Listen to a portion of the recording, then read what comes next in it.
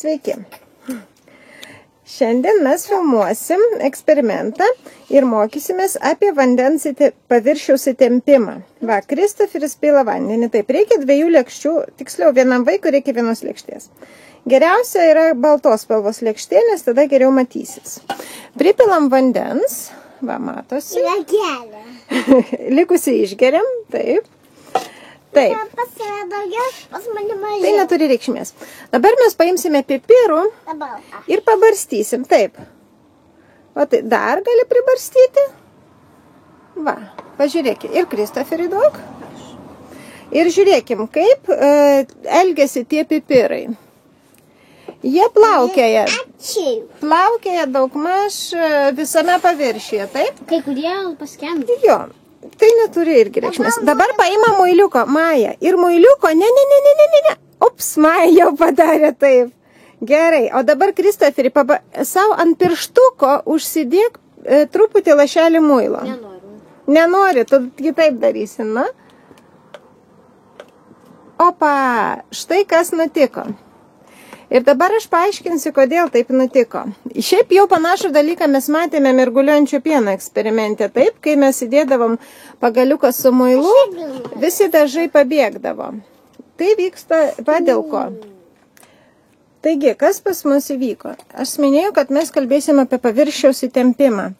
Vanduo, va čia yra vandens paviršius, aš nupiešiau. O va čia viduje, va ten giliau, kur lėkštėje. Visos vandens molekulės, jos išsidėščiusios gan arti, va čia apvalios molekulės, viena kitos. Ir visas pusės jos traukia vieną kitą maždaug vienodom jėgom, ne maždaug, o vienodom. Į visas pusės vienodai.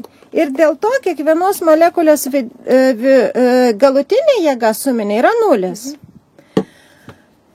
O paviršiuje, suprantat, kas būna, va čia va prie pat paviršiaus, kur pipirai plaukioja. Iš apačios visos molekulės spaudžia tas viršutinės molekulės į viršų, o iš čia, taigi niekas nespaudžia, čia yra oras. Jis šiek tiek spaudžia, bet mažai oras. Ir dėl to paviršiuje gaunasi tokia kaip elastinė plėvelė, gan stipri. Jinai, pavyzdžiui, padeda tiems vabaliukams vaikščioti ant vandens, žinai? Labai lengvai. Taip, bet jie iš dalies tik tai padeda, nes šiaip jie turi neperšlampamas kojytės, tai labai svarbu. Ir vat, dėl to paviršiaus įtempimo pipirai plaukioja, bet kai mes muilo uždėjome, kodėl pipirai pašoko? Todėl, kad... Taip, Maite, dabar 2. O pipirai iš karto pabėgo iš šonus, nes muilas jis nutraukė tą plėvelę, suplėšė ją ir dėl to pipirai iš karto pabėgo. Dabar dar, va, čia matai, aš nupiešiau tokį va rutulį. Dėl to paviršiaus įtempimas vanduo bando priimti lašo formą. Rutulio formą, visada. Ir dėl to tas paviršius yra truputį išsigaubęs. Mes tai parodysim kitose eksperimentuose tolesniuose. Aš tai mačiau anksčiau.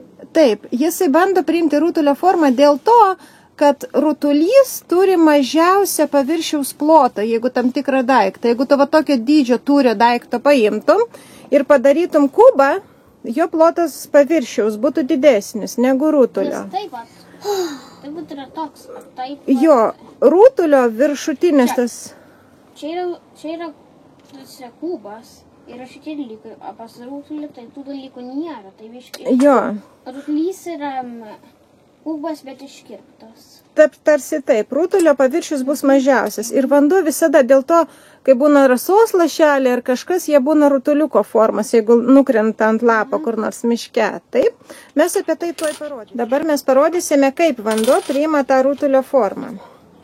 Mes turime monetą ir turime pipetę ir vandenį. Ir Kristoferis lašins po truputėlį tą vandenį. Čia svarbu yra, kad būtų... Oi, atsiprašau, kad būtų... lašink. Kad būtų lėtai po truputį lašinamas vanduo ir žiūrėsim, kaip elgiasi tas vanduo ant...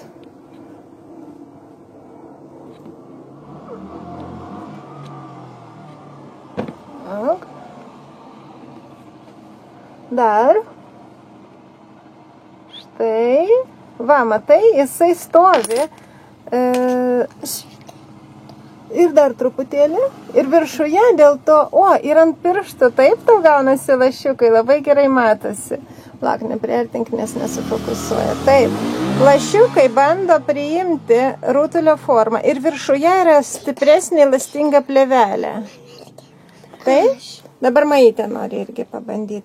Viršuje ta plėvelė laiko vandenį nuo išsiliejimo ir stikliniai visada yra. Galima dar pabandyti pripilti pilną, pavyzdžiui, stiklinę, taip? Ir irgi, jeigu ne per daug, jau ne per greitai pilsi, bus toks tarsi perviršis tos stiklinės.